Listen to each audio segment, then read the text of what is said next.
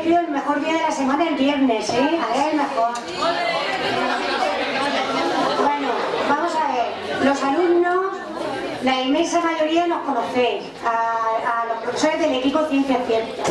Juana María de Biología, Chema de Biología y yo soy profesora del Departamento de Orientación del ámbito científico-tecnológico. Sabéis que yo estoy con mis alumnos de diversificación. Os vamos a presentar nuestro proyecto Pinceladas de Pseudociencia. Ya sabéis que todos los años estamos liados en algún proyecto de investigación y este año nos ha tocado este tema. Os voy a explicar brevemente sobre el tema porque en realidad los investigadores los tengo aquí detrás. Vamos a ver. Sabéis que hemos hablado de bebidas energéticas, que hemos hablado de alimentación y de nutrición. Claro, siempre estamos hablando de ciencia y nos encontramos que en redes sociales, en internet, hay una invasión de pseudociencia mezclada con la ciencia. No distinguimos, tenemos un problema, no distinguimos. ¿Qué ciencia de qué pseudociencia? ¿Qué hacemos? Pues lo primero que hacemos es una encuesta de percepción sobre la ciencia que tienen los adolescentes. Pero como nosotros en el equipo científico somos muy ambiciosos, decimos no nos vamos a conformar con el planes, lo vamos a difundir al exterior. ¿Qué hacemos? Lo lanzamos en las redes sociales porque aquí Juan y yo somos ciber. Chema estamos como que lo estamos animando. Somos ciber y mandamos a las redes sociales la encuesta de percepción. Muy fácil. Trabajamos en el entorno Google, es muy fácil hacer un formulario en Google Drive y lanzarlo. ¿Cuál ha sido nuestra sorpresa? De que hemos tenido bastante respuesta. Ahora mismo lo acabamos de ver, 298 estudiantes han respondido a nuestra encuesta sobre percepción de ciencia.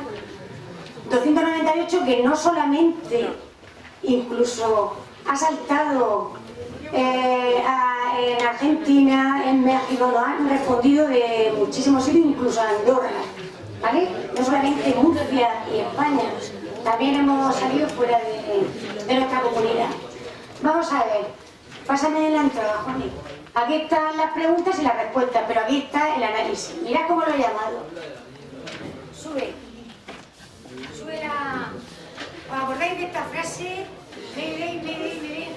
Tenemos un problema. Madre mía, tenemos un problema. Tenemos un problema, pero tenemos la solución. ¿Por qué tenemos un problema? Porque lanzamos la encuesta y nos encontramos una maravilla de resultados, estupendísimo.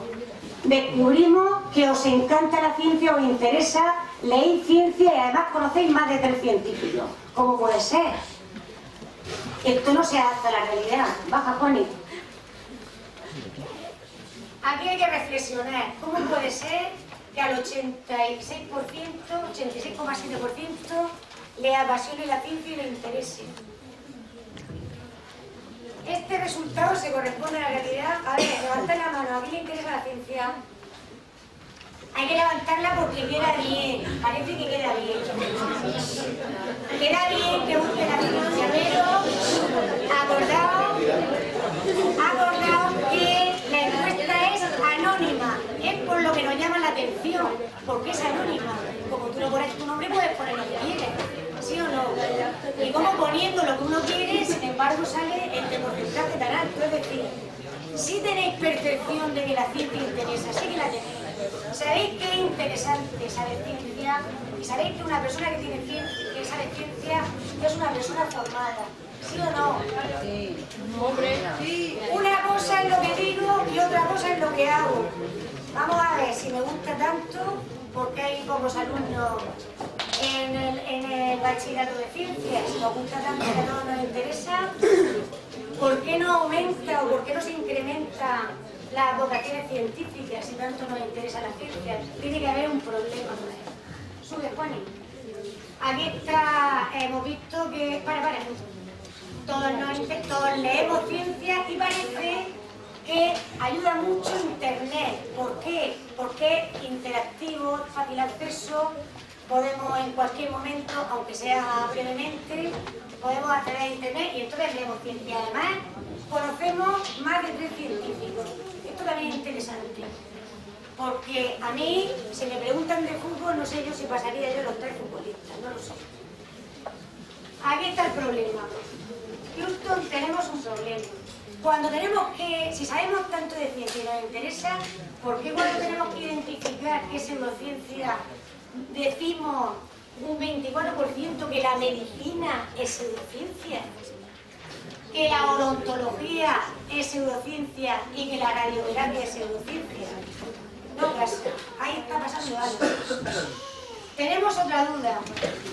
Todos conocéis, el 80,9% conoce el método científico, vamos, esta es de cajón.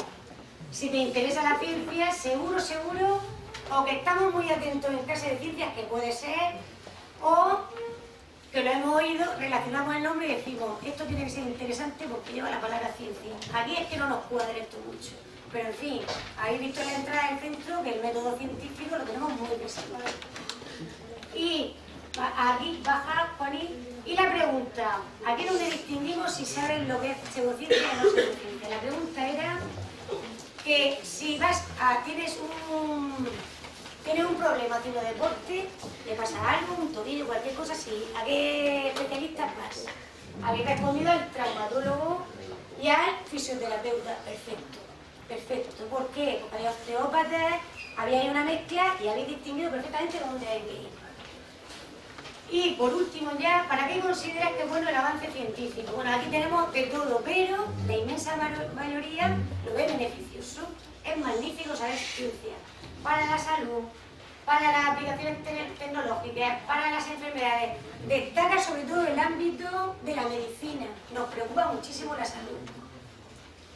Dándole las teclas como le estáis dando siempre, sin embargo lo que nos preocupa es la salud. Y ya sube.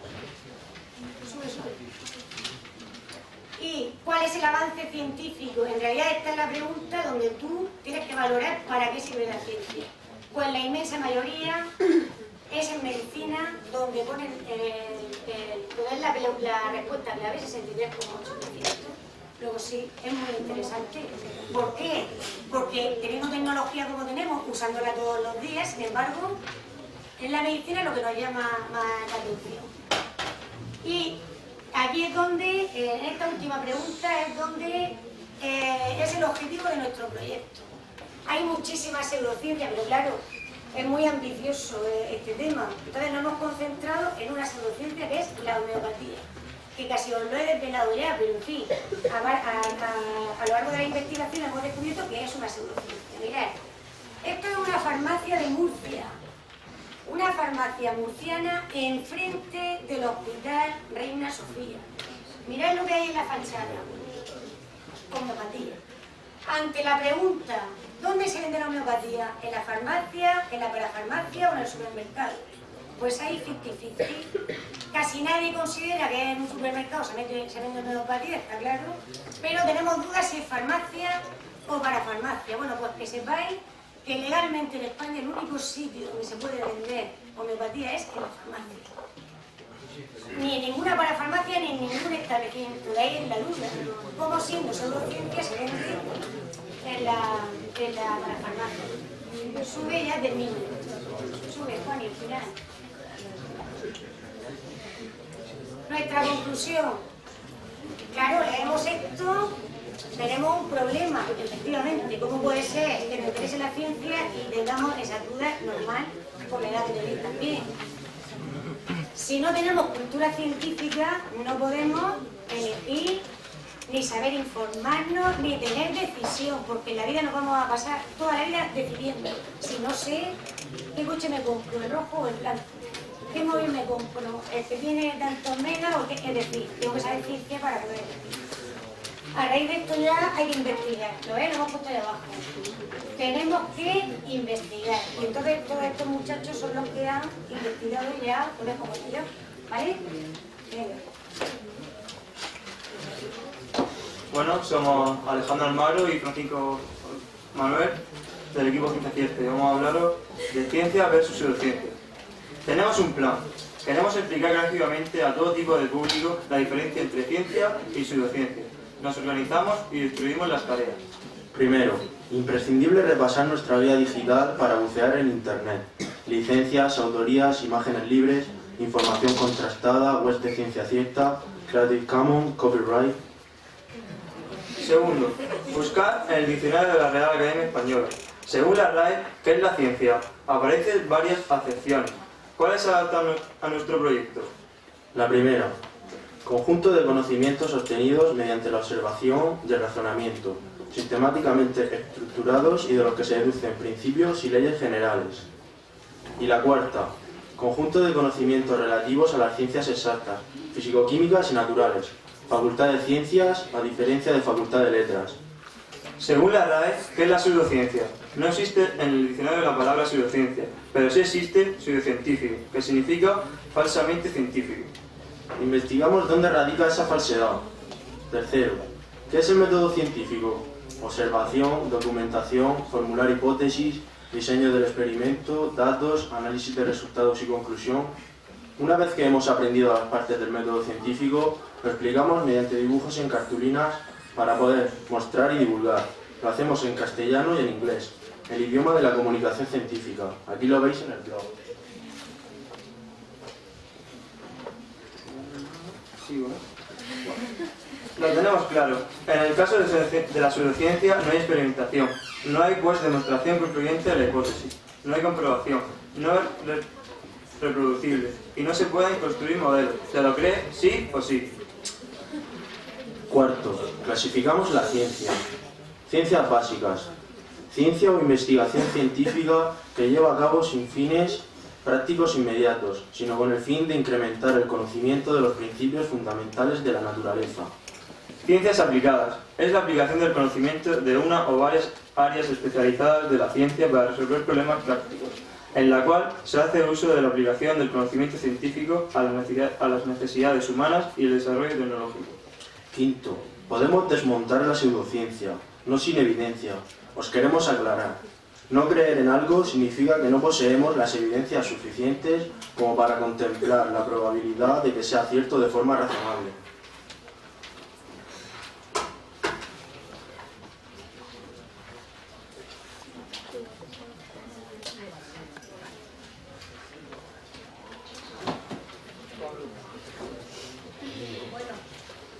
Ahora soy yo la que interviene porque resulta que en parte yo tengo culpa de este proceso de investigación. Y es que nosotros nos encontramos estudiando a las bacterias y yo estaba empeñada en enseñar a mis alumnos que las bacterias tienen una serie de funciones en el planeta, una serie de trabajos que son pues, buenísimos y que nos conviene estar infectados de bacterias. Y en esto estábamos estudiando pues cuando, bueno, ellos estaban empeñados en lo contrario, es decir, las bacterias son malas, las bacterias nos producen muchas enfermedades, y es cierto, con lo cual tuve que pues, incluir en el documento que estáis viendo, de esta lectura, pues las funciones que no son tan buenas de las bacterias, pero no os equivoquéis. Si nosotros hacemos un balance entre las funciones de las bacterias y vemos qué trabajo de las bacterias en nosotros y en nuestro mundo son buenos y cuando son malos, ganan los buenos.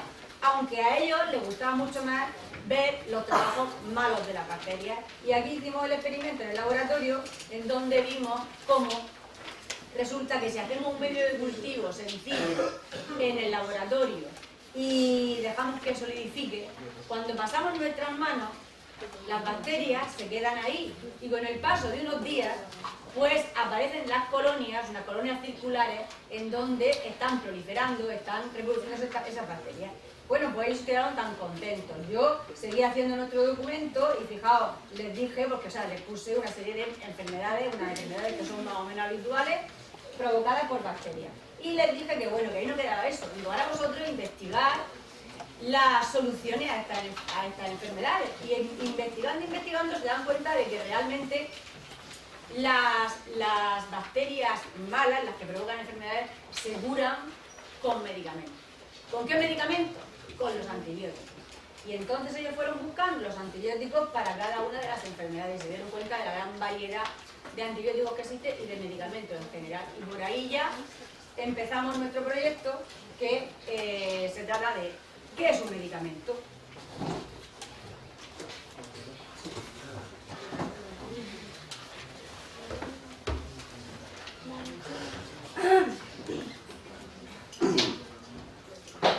laboratorio al botiquín.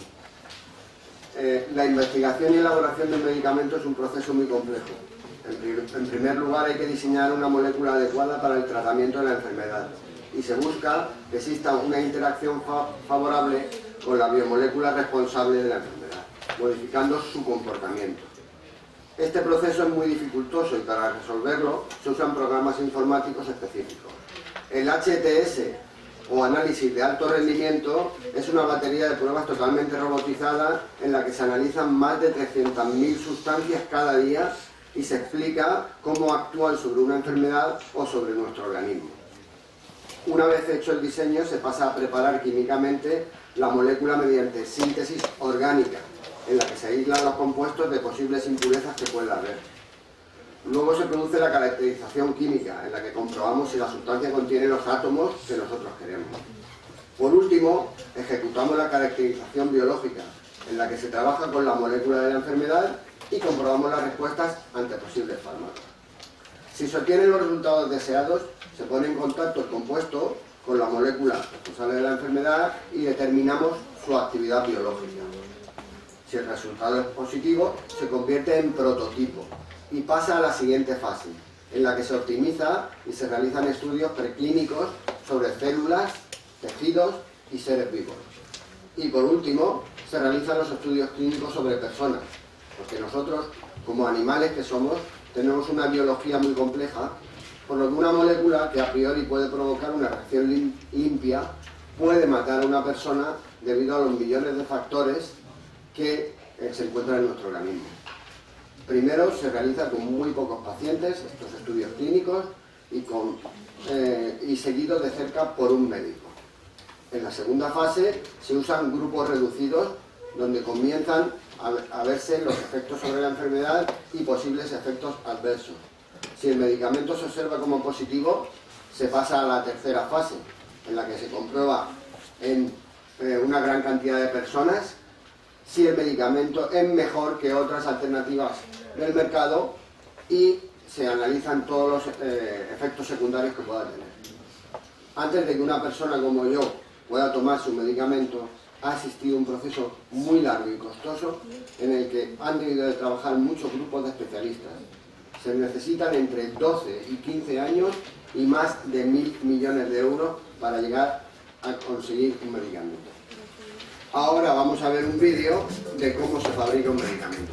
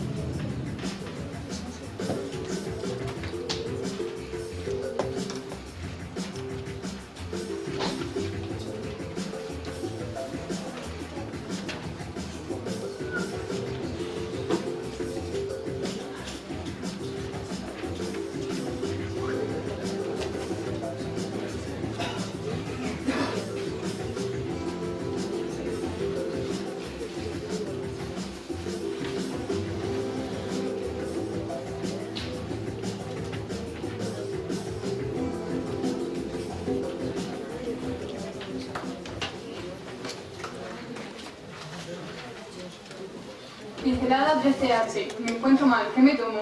Me duele la cabeza. Me he hecho daño en el fútbol. Estoy afónica. No puedo hablar. Tengo angustia. Voy a vomitar. Tengo fiebre. Cuando nos encontramos más o menos enfermos, solemos tomarnos algún medicamento que tenemos en casa. Y si el caso es más grave, vamos a la consulta del médico al centro de salud. Atención. ¿Ves el prospecto de un medicamento antes de tomártelo? ¿Crees que es necesario leer el prospecto de un medicamento? Si te has leído alguna vez el prospecto, ¿los entiendes? Si no has entendido el prospecto, ¿le has preguntado al farmacéutico tus dudas o has tomado el medicamento sin pensar en esto? Un prospecto es un folleto informativo dirigido al público general que forma parte de los medicamentos y que se basa en la ficha técnica de los mismos. El prospecto sirve para afianzar el uso correcto de un medicamento, su seguridad en el tratamiento de la afección y su eficacia. El prospecto tiene una estructura común con la información dividida en partes y un lenguaje sencillo para que el público lo entienda.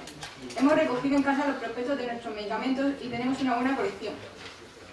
Hemos investigado si cumplen con la legalidad vigente y ese es el resultado.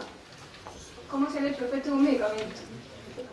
¿Qué parte debe llevar el prospecto de un medicamento? ¿Cuál es el significado de cada apartado? Todos los medicamentos deben llevar ciertas partes para que cumplan con la legalidad. Por ejemplo, la información general, su composición, que es para qué se utiliza, antes de tomar, posología, cómo tomar, posibles efectos adversos, contraindicaciones, conservación, información adicional y datos del medicamento. A continuación, hemos analizado algunos medicamentos basándonos en la ficha técnica de estos. El primero es un ejemplo sobre la ficha técnica, el segundo es el Velocatil por Carlos Mateos, el siguiente es el Princeram por Isabel Martín, el siguiente es el Espiritrén por Pablo Jiménez, el Oscilococilum por Mercedes Martínez, el Flumil por Lorena Albaladejo, el Ibuprofeno por Enrique Gracio y la cetilcisteína por María Martínez. Nuestras conclusiones. ¿Por qué lo hemos hecho? Hemos realizado esta actividad para saber un poco más acerca de los componentes de los prospectos, ya que alguna parte las desconocíamos.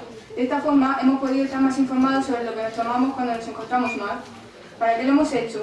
Por otra parte, lo hemos hecho para comprobar que algunos medicamentos que hoy en día están disponibles en el mercado no cumplen la legalidad. Con esto decir que en sus prospectos se excluyen algunas de las partes que debería tener un medicamento para ser legal.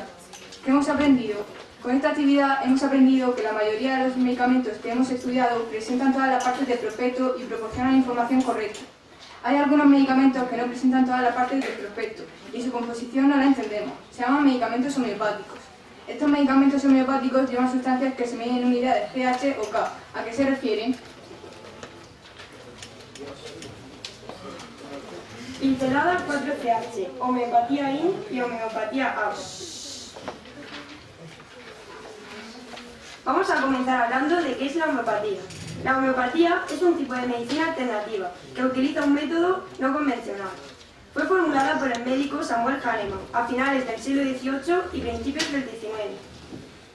Hahnemann estaba en desacuerdo con la medicina de la época, ya que causaba más sufrimiento que beneficio a los pacientes. Se basaba en curas a través de purgaciones o vaciados intestinales, mediante laxantes y desangrados, ya que creían que las enfermedades eran provocadas por exceso de sangre. Así que cerró su consultorio para buscar una forma más eficaz de curar a sus enfermos, sin perjudicarles y más potente.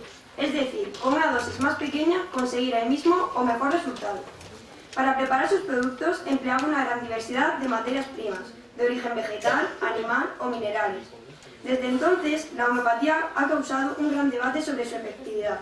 Nosotros vamos a investigar en qué consiste la homeopatía, a la luz del método científico. Queremos comprobar cómo se obtiene un producto homeopático y para eso, en primer lugar, nos informamos, investigamos y en segundo lugar, experimentamos. Investigamos. En la fabricación de un medicamento homeopático se parte de sustancias de origen vegetal, animal o mineral y con ellas se elabora la tintura madre. A continuación existen dos factores de importancia en el proceso, son las diluciones y la dinamización. La dilución es la reducción de la concentración de una sustancia química en una disolución. La dinamización es el proceso por el cual se le proporciona a una solución un mínimo de 100 agitaciones enérgicas por minuto. Cuando es trituración, esta dinamización se realiza en un mortero. Cuando es dilución, medio líquido, esta dinamización se hace mecánicamente con un aparato llamado dinamizador, que garantiza un tiempo de dinamización y un número de sacudidas exactas y constantes. El proceso de dilución debe realizarse de manera gradual. Por ejemplo, podemos partir de una pintura de caléndula, la cual recibe el nombre 1X, debido a que de cada 10 partes, una es de planta y 9 son de solución hidroalcohólica. Si tomamos 1 mililitro de la tintura, le añadimos 9 mililitros de solución hidroalcohólica y luego la dinamizamos, con esto pasaríamos a 2X.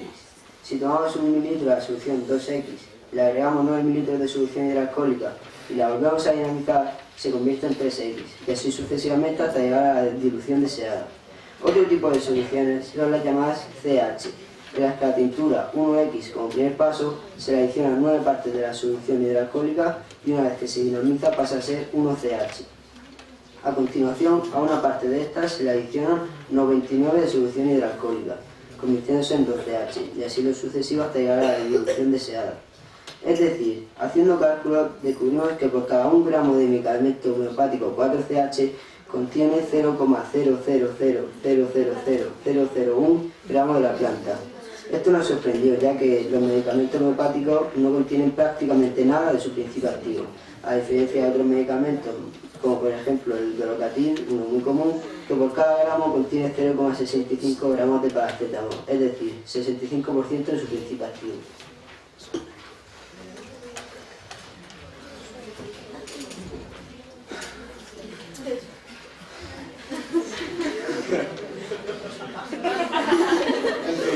No, prestadme atención, por favor.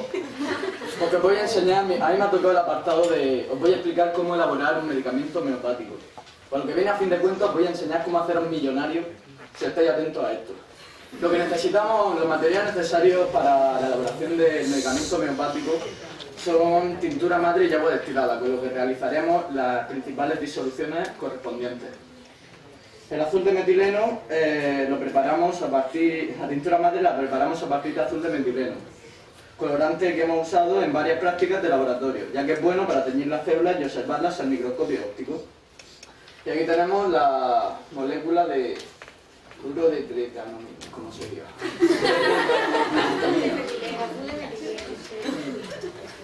Investigamos sobre su composición, propiedades y usos y ¡sorpresa! Nos encontramos que también puede ser usado como medicamento. Por supuesto, todo depende de la dosis. La dosis del mismo no es la que nosotros manejamos en las tinciones, pero en la dosis adecuada se utiliza como medicamento para la enfermedad llamada metahemoglobinemia. Otros usos son como antiséptico, en el deterioro de las funciones cognitivas y en la enfermedad del Parkinson. El azul de metileno se prepara en frío mezclando 1 gramo de azul de metileno y 1000 mililitros de agua destilada.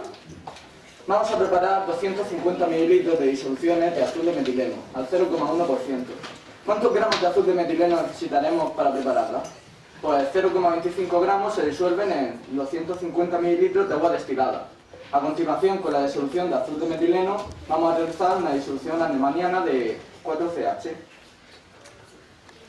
Y ahí estoy haciendo yo el experimento. ¡Ay, qué guapo! ¿Qué cantidad de tintura madre hay en 1 gramo de medicamento? 4CH. Pues vamos, 1 gramo equivale al 100% y un CH a 1%, lo que viene a ser 0,01 gramos, y así sucesivamente hasta los 4CH, como pone ahí.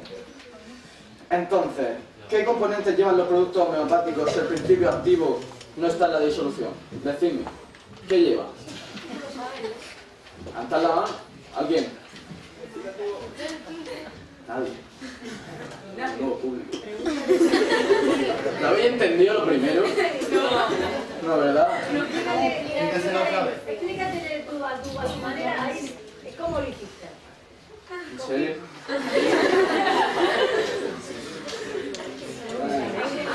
Otra, principios. ¿Cómo se pasa del primer material del medio, donde tenéis la disolución de azul de metileno, tan oscura porque el azul de metileno da color, ¿vale? A una disolución 4CH, que es el último material? Transparente. ¿Cómo se pasa? ¿Cómo lo hiciste? Pues realizando las correspondientes disoluciones. Bueno, pero ¿qué hiciste con la pipeta? Explícaselo a ellos, que ellos son más pequeños. Bueno, vamos a ver. Lo ha leído perfectamente y con una pipeta se coge 1 mililitro de la disolución, se coge 1 mililitro de esta disolución y se añade a 99 de agua destilada. De aquí se coge otro y se añade a 99 de agua destilada.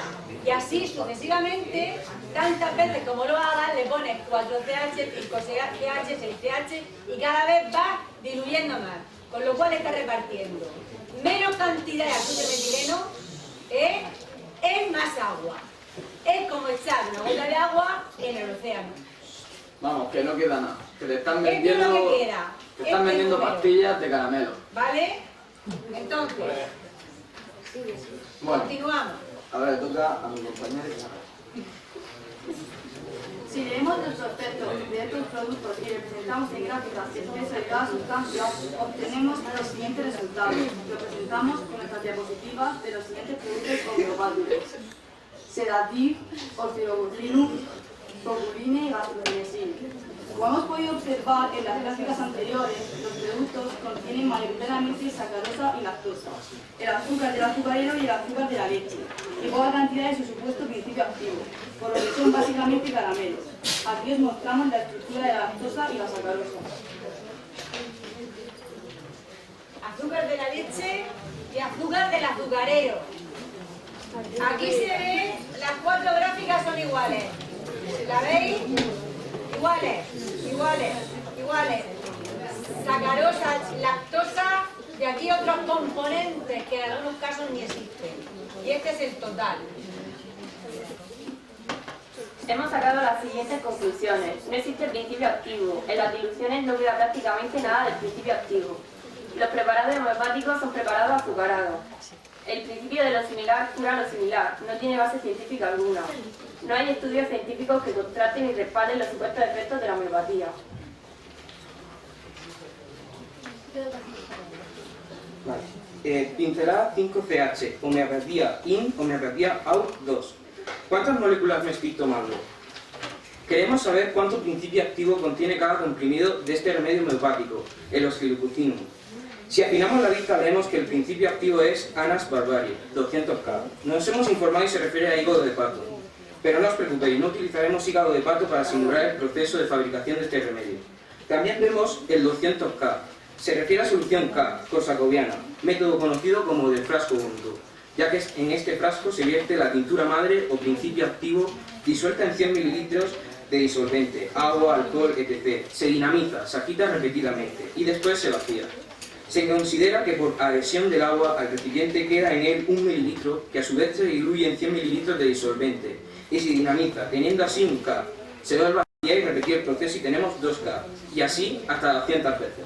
Nosotros hemos simulado el proceso con azul de metileno. Pero, ¿cómo podemos averiguar el número de moléculas de azul de metileno que hay en una disolución? Hemos aprendido en química que Avogadro tiene la solución. En un mol de cualquier sustancia hay un número fijo de moléculas, concretamente 6,022 por 10 elevado a 23. Un mol de azul de metileno corresponde a 319,85 gramos. La tintura madre está compuesta por 2,5 gramos de azul de metileno en 100 mililitros de agua, que son 4,70 por 10 elevado a 21 moléculas. Si 1 mililitro de tintura madre en 100 mililitros de agua da como resultado 4,70 por 10 elevado a 19 moléculas, que correspondería a 1K. 1 mililitro de TM, 1K, en 100 mililitros de agua son 4,70 por 10 elevado a 17 moléculas, que corresponderían a otros 2K. Si llegamos a los 200K como el osciloclucinum, 4,7 por 10 elevado a 21 partido de 10 elevado a 200 moléculas serían 4,7 por 10 elevado a menos 179 moléculas, copón, que sería ese número tan largo de ahí. Y por esa razón utilizamos la notación científica, porque si no, no se podría leer. Y ahora pregunto... ¿A qué un momento? ¿A qué un engorro de ese número? Pues para eso se da en matemática la notación científica, que nunca entendéis para qué sirve. Sirve para eso, para no leer ese número, fíjate. Un número entero con un decimal y 10 elevado a menos 179. Pero a ver quién es el guapo o la guapa que lee eso. No lo vamos a leer porque tenemos notación científica, ¿lo veis? Entonces, en química se trabaja con cantidades tan ínfimas que necesitamos esa notación para no estar escribiendo cero. Solamente ponemos cero en los exámenes. Hay uno no. Y ahora os pregunto, ¿y qué queda al principio activo?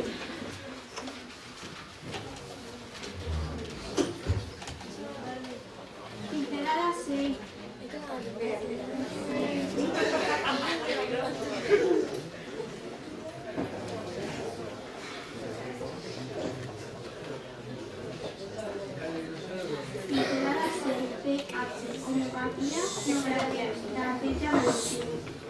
Ya sabemos lo que es la homeopatía, su origen, su creador. Gracias a la química hemos aprendido a hacer una disolución infinitesimal, lo que nos ha permitido fabricar un remedio homeopático, calcular el número de moléculas de la tintura madre y la concentración de sacarosa de un comprimido. Llegamos a la última fase del método científico. Tras nuestra investigación, deducimos las siguientes conclusiones que demuestran claramente la homeopatía. Primera, la homeopatía no es simple. ¿Dónde está el método científico? Hay lagunas en la investigación, no hay experimentación. La reproducción de modelos, ausencia de demostración. Segundo, la homeopatía es 100% agua y pastillas de azúcar. No hay principio activo en las disoluciones infinitesimales y nos lo explica la química. Tercera, el prospecto de un remedio homeopático no es apto. No cumple la legislación de la Agencia Española de Medicamentos. Cuarto, la homeopatía no ha probado tener eficacia. La homeopatía no sirve para nada, dice el Consejo de Investigación Biomédica de Australia. No ha probado definitivamente su eficacia en ninguna indicación o situación clínica concreta. El Parlamento británico pide al Servicio Nacional de Salud que no financie la homeopatía por inefectiva. Samuel Hahnemann decía que lo similar cura a lo similar. No existe evidencia científica al respecto. Los principios de la homeopatía son que una sustancia que provoca los mismos síntomas que una enfermedad puede curarlos y que cuanto más pequeña es la dosis de una sustancia, mayores son sus efectos y nunca han sido demostrados científicamente. La homeopatía se basa en el efecto placebo, es decir, solo depende del grado de sugestión del paciente. Sanidad concluye que el principal efecto de la homeopatía es el placebo. Séptimo, el agua homeopática tiene memoria. La ciencia no lo tiene. Vamos a ver. Mirad lo que es el efecto placebo. La abuela y la madre. Mira, sana, sana, culito de rana. ¿A qué eso cura? Eso es el efecto placebo. Te sientes bien. Porque te dice tomar unas palabras y como te da como tranquilidad. Eso es por lo que cura la homeopatía. Por el efecto placebo. Como nos autoconvencemos de que nos sentimos bien porque hemos tomado algo que nos han dicho, va en nuestra caja, parece un medicamento y es maravilloso, pues no lo creemos. Mirad, os voy a contar una cosa que me pasó a mí hace poco, me dolía la cabeza, ¿vale? Me dolía muchísimo la cabeza. Pues como voy a saber que voy yo un poquito alterada, me cojo mi pastilla, me la dejo encima en la cocina, me voy a botar y al rato digo, pues parece que se me va quitando el dolor. Y cuando llego por la noche a la cocina, estaba ahí la pastilla. No me la había tomado. Vamos a ver, ¿cuál es el efecto placebo? El efecto placebo que es que yo pensé que como me la había tomado, se me había pasado el dolor de cabeza. ¿Lo veis? Es una sensación como de tranquilidad. Tú misma te autoconvences y te relajas, y te crees que cura, pero claro, eso sí cuesta dinero, es que eso cuesta dinero. Es que un medicamento homeopático vale mismo 15 euros que 20 euros que... ¿Lo veis? Entonces, si el efecto placebo, pues para eso me tomo un lacasito, o me tomo una pastilla de chocolate. Margarita, no 15 euros. Nosotros tenemos una compra de una persona del centro, anónima, que no voy a decir quién es, por 66 euros. ¿Qué me dices? 66 euros. 3 medicamentos homeopáticos para sus enfermedades. De una farmacia. 66 euros. Gotas.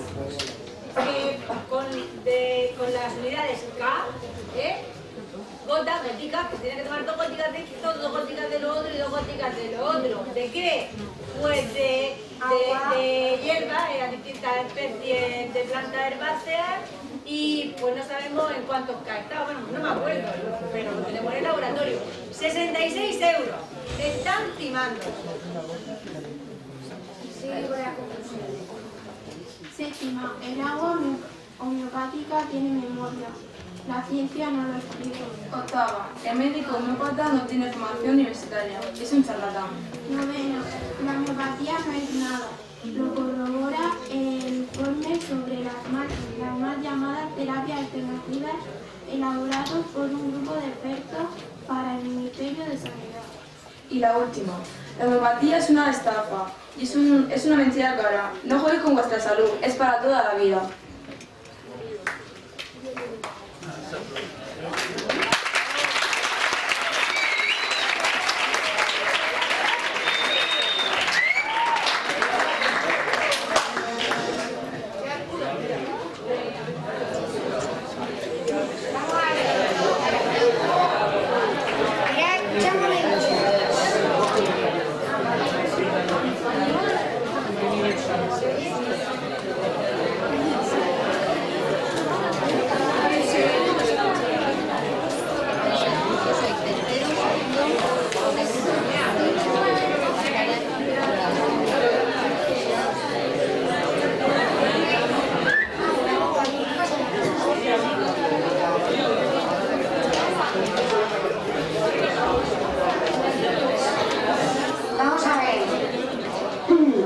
Aquí os vamos a mostrar las conclusiones a las que hemos llegado después de la investigación. Como al final del método científico tenemos que explicar las conclusiones a las que hemos llegado.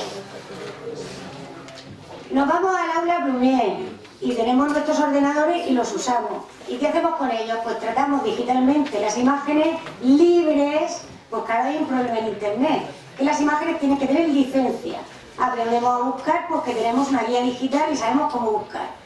Y nuestros alumnos hacen cada uno su diapositiva y la tunean. Profesora, ¿puedo ponerle esto? Profesora, ¿puedo ponerle el otro? Sí.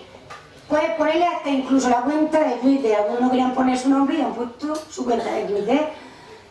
Hemos juntado todas las diapositivas de las conclusiones y hemos hecho, bueno, en realidad lo ha hecho Luis Molina. A ver dónde está Luis. Ha hecho, él como alumno inteligente pensó, esta profesora me va a volver loca, pues le hago 5 vídeos con 5 músicas y ya que elija la que quiera. Entonces las hemos dejado todas para que a gusto del consumidor hay más, con música más eléctrica, menos eléctrica, están ahí. Abre ahí los libros, ahí sale así, elige el tuyo, arriba elige, ahí. Tener en cuenta que hace 2 años hicimos un vídeo de presentación del doctor Bernardo de Radón, que vino del CSIC de Madrid. Le hicimos un vídeo precioso, le pusimos la música de la gente 007 y no lo han despublicado en YouTube. Por lo tanto, no lo hemos publicado, lo tenemos nosotros en Google. Por eso es la precaución de la música y las imágenes a la hora de elegirla. Bueno, ahí tenemos, ¿cuál queréis? Mirad, Braveheart, Star Wars, Tocado, que es Luis Tocado, o sea, tú y presentador.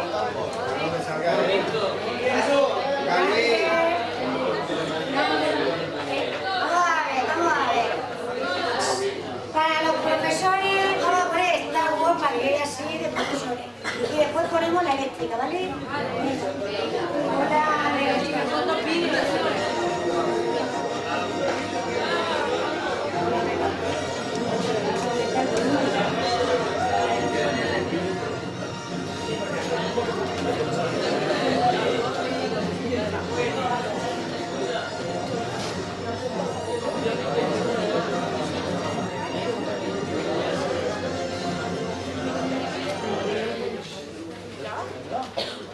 A ver, ponle un poco el sonido más, es que no se oye bien.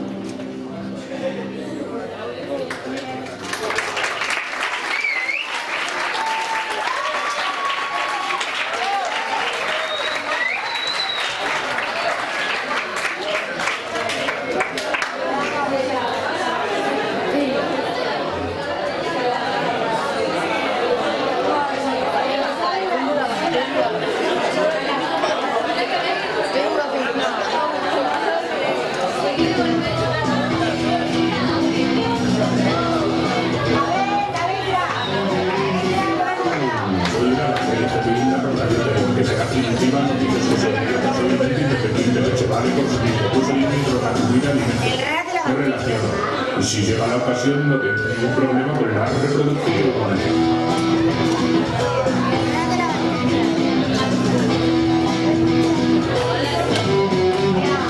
No tengo núcleo, no, ya que está libre de nervios, solo tengo casi orgánulos. El descontrol no es broma, pero tengo ribosomas que fabrican proteínas, esa es mi rutina.